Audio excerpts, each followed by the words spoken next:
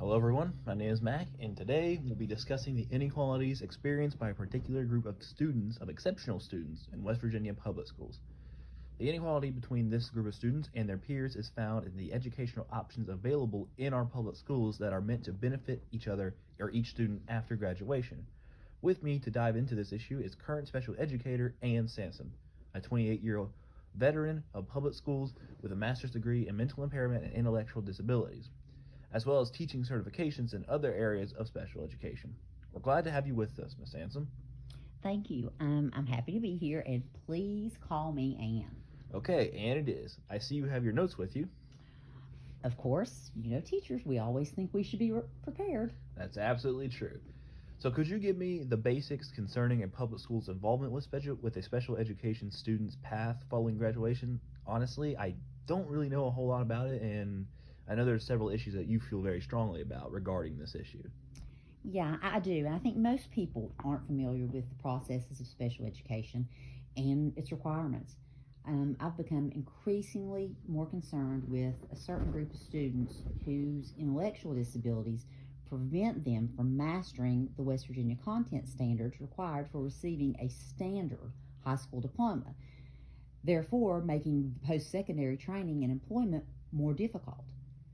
West Virginia has two types of high school diplomas, standard and modified, or it can be called alternative.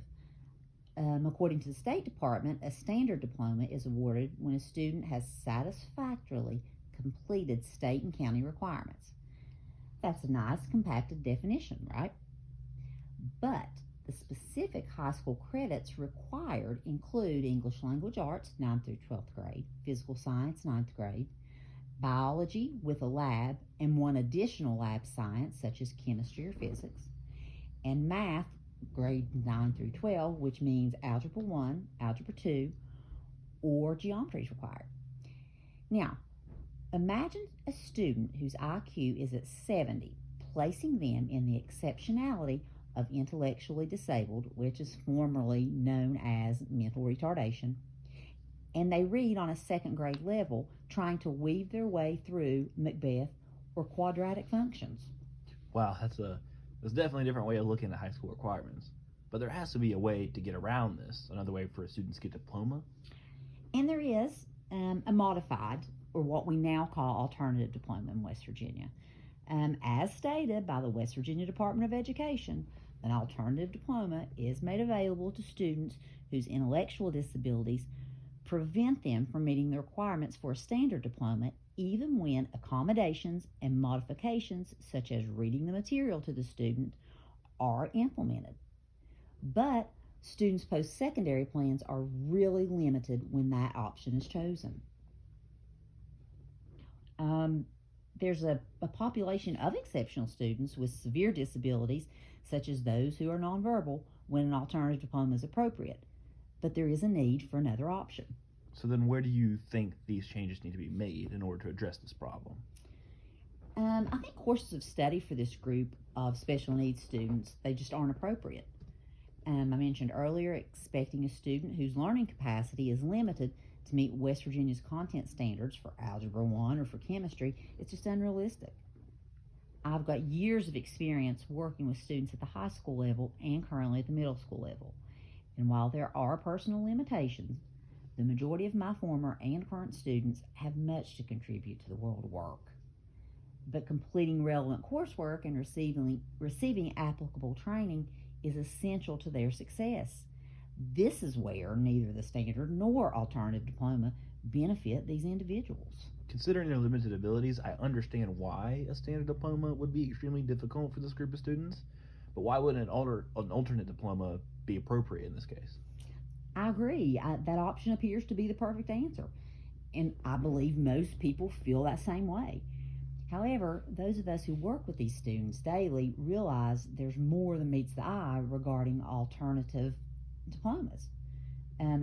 Unfortunately, graduating with an alternative diploma, it further limits the group, because this type of diploma is viewed as basically it's a certificate of attendance, and there's no formal documentation of completing the curriculum set forth by the West Virginia Department of Ed. Their post-secondary plans are incredibly restricted because of that. Employers want to hire people knowing that they can perform the task in the required fashion, regardless of the industry. A certificate verifying an individual attended schools for 12 years, yet their abilities to maintain a minimum wage job cannot be guaranteed, would prevent the vast majority of prospective employers from giving that applicant even a second look. Well, yeah, I totally see where you're coming from. Considering those restrictions, it only makes sense that changes need to be made. I mean, these kids need employable skills and are deserving of that. Do you have any other ideas to address this problem? I do have a couple. I think that it would allow this group of students to graduate with employable skills while considering their capabilities. To meet these needs, hiring additional teaching professionals would obviously require more funding, but funding is there. IDEA, the Individuals with Disabilities Education Act, states that students with disabilities are entitled to a free appropriate education under federal law. The National Council on Disability explains that when this legislation was passed, Congress promised to fund 40% of the additional cost to educate these special needs students beyond the needed monies to educate their non-disabled peers. Congress has yet to make good on that promise.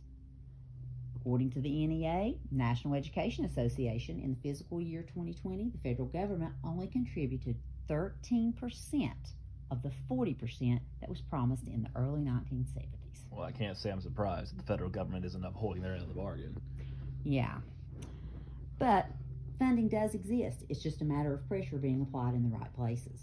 With some additional money being used, what suggestions do you have to improve the chances of this group of students with disabilities becoming more attractive to certain employers? I feel the most realistic option would be for the West Virginia Department of Education to develop an additional diploma option. The term West Virginia College and Career Standards, it's used interchangeably with West Virginia Content Standards. While these college and career standards may be suitable for the majority of high school students in our state, they're not appropriate for all. The creation of a more streamlined curriculum would be more beneficial and effective for this group. Okay, so what exactly would a more streamlined curriculum look like? More emphasis should be placed on obtaining job skills and even life skills to help our students succeed in the world of work. Implementing a math curriculum that addresses real-world academics such as credit card use or budgeting, calculating perimeter and area, conversions of units of measure, and as well as focusing on the basic 4 mathematical operations would be a start. This path of study makes much more sense than the West Virginia College and Career Readiness requirements of Algebra 2 or geometry for this group of students. Well, yeah, I agree with that. Honestly, I think all high school graduates need those skills. They absolutely do. The difference here is in the curriculum, the pace in which it would be taught, and the methods used to teach these important concepts, which that explains the reason additional hires in the special education field would be needed. The requirements for English classes, they would need to be altered too. I know I sound like a broken record, but again, what other changes do you recommend in that area? I think focusing on real-world situations is most important. The group should master concepts that would be most useful for their post-high school plans. Basic resume construction, completing job applications, using proper grammar and mechanical skills, and mastering essential reading skills are components of a curriculum that will serve this population while helping them meet their educational goals. Well, I think these suggestions are certainly fantastic and are of greater benefit to this group of individuals. We're still talking about 4 years of or more of academic studies. If you include middle school years, once these topics you suggested have been covered, what then?